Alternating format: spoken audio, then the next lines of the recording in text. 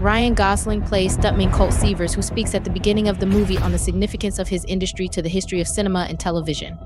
Being a stuntman costs Colt a lot of blood, but he feels that it's worth it because he has a thing for camera operator Jody Marino Emily Blunt, who wants to be a director. Colt is performing stunts for well-known Hollywood actor Tom Ryder Aaron Taylor Johnson in his most recent endeavor. Colt is ready to film a scene in which he takes a significant fall while wearing a harness, but something goes wrong and he falls to the ground, badly hurting his back. He constantly wanders away from Jody and the business. Colt, a valet driver 18 months later, hasn't spoken to Jody since the incident. A former co-worker spots him and calls him the fall guy because of what transpired. Colt drives his car back angrily and does donuts in front of the man. Later, Hannah Waddingham's character Gail Meyer, a producer who frequently collaborates with Ryder, gets in touch with Colt. Colt declines her offer to work as Ryder's stunt double on the upcoming science fiction blockbuster Metal Storm until Gail tells him that Jody is directing the picture. Stunt coordinator Dan Tucker Winston Duke, who Colt meets up with when he gets to the set, tells him that his first big stunt back is a cannon roll. Colt is shocked to hear this since he thinks he's going to mess that up in front of Jody. Colt's automobile tumbles across a beach while the crew proceeds with the cannon roll stunt, but he quickly signals to them that he is okay by sticking up his thumb, a practice he claims is specific to stuntmen. Contrary to Gail's earlier assertion to Colt that Jody explicitly requested him. Jody is not happy to see Colt when she discovers he is the stuntman. He gets blasted into a wall and set on fire for his next trick. The crew watches as Colt and Jody attempt to analyze the situation and have an ugly conversation about their relationship, with most of them seeming to be on Jody's side.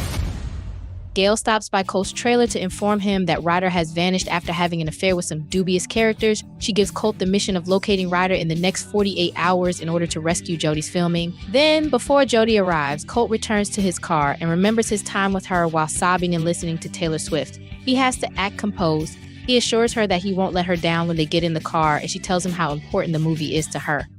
When Colt goes to Ryder's apartment to try to locate him, Ryder's girlfriend and Metal Storm star Iggy star Teresa Palmer attacks him. Colt discovers that Iggy is wielding a pretend sword after he starts to smash about the scene. Iggy then tries to clarify that he is searching for Ryder for the sake of the movie.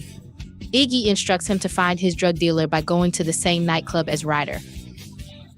Colt meets drug dealer Dune Matthews at the club after showcasing his outfit. Dune gives Colt a drug drink when he begs for Ryder instead of trying to get his troops to handle him.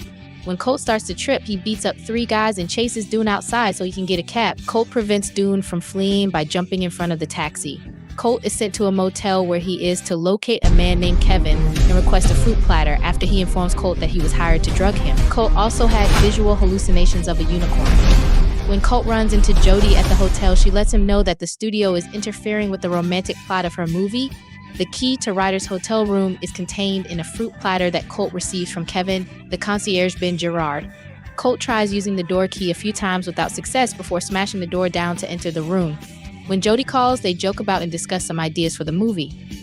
Subsequently, Colt discovers the body of Henry Herrera, another stuntman. Colt phones Gail, who tells him not to speak to the cops, but he does so when an officer approaches him for parking illegally. They go back to Ryder's room after Colt mentions the body in the ice tub, only to discover the tub empty, yet Colt still receives a ticket. On the following day of filming, Dan voices his dissatisfaction, suggesting that Jody's newfound inspiration stems from her conversation with Colt, as she now presents more ambitious concepts for the shoot. To facilitate the use of deepfake technology and integrate Ryder's likeness into the final footage, Colt steps in for Ryder. Meanwhile, Jody extends an invitation to Colt for karaoke, which he eagerly accepts.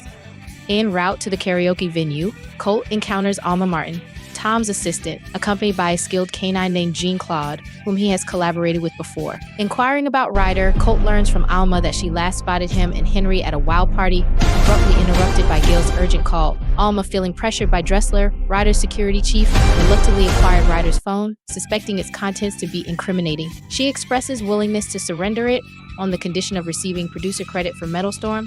Their conversation is cut short as Dressler appears and forcibly takes Alma away in his truck. Determined to intervene, Colt enlists Jean-Claude's help and commandeers a truck in pursuit of Dressler.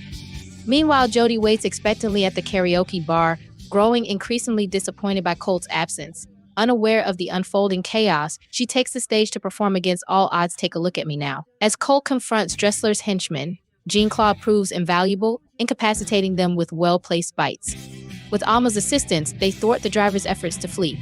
Although Colt crashes through the van's windshield during the scuffle, he emerges unscathed. Hastening to the karaoke bar with Jean-Claude, Colt finds Dan instead, who informs him of Jody's departure.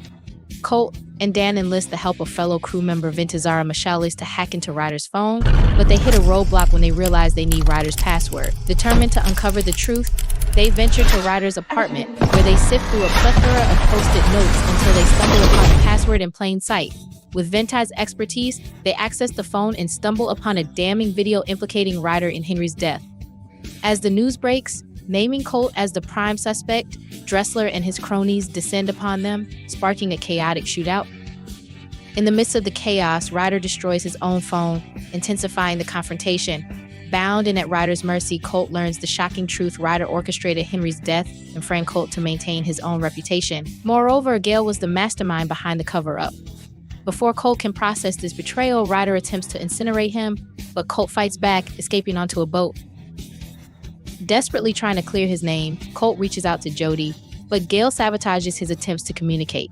Despite the obstacles, Colt manages to reunite with Jody and devises a plan to expose Ryder's guilt. Disguised as an alien, Colt sneaks back onto set, where he and Jody orchestrate a daring scheme to capture Ryder's confession. As the crew prepares for a pivotal scene, Ryder unwittingly incriminates himself on tape, confessing to Henry's murder and implicating Gale. With Jody's help, Colt executes a daring stunt, capturing Ryder and Gale in the process. Justice is served as Colt and Jody emerge victorious, sealing their triumph with a kiss. Metalstorm enjoys blockbuster success with Jason Momoa assuming the lead role, while Alma rightfully earns her producer credit. As the credits roll, Ryder and Gale face the consequences of their actions, met with the long arm of the law. In a fitting finale, Ryder's ill-fated escape attempt leads to his demise, paving the way for Momoa's ascent.